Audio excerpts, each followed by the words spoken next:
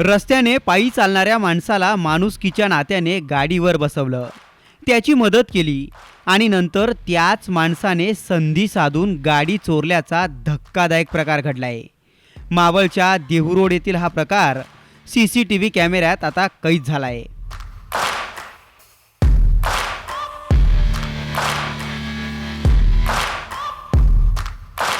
ही दृश्य तुम्हाला विचलित करणार नाहीत, पण तुमचा माणुसकीवरून विश्वास जरूर उडवतील।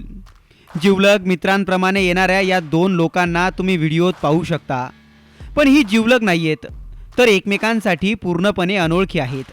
गाडी चालवणारी व्यक्ती गाडी मालक आहे आणि गाडीच्या मागे बसलेला हा व्यक्ती चोरटा आहे। हा चोरटा रस्त्याने एकटाच पायी चालत येत होता। याने गाडी चालकाला लिफ्टसाठी विनंती केली। गाडी चालक एकटाच असल्याने त्याने मोठ्या मनाने या चोरट्याला लिफ्ट ही दिली, पण लिफ्ट दिल्यानंतर काय घडलं तुम्हीच पहा।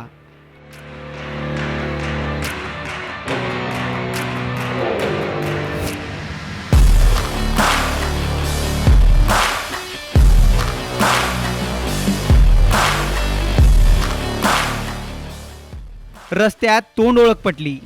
गाडी मालकाने चोरट्यावर विश्वास ठेवला।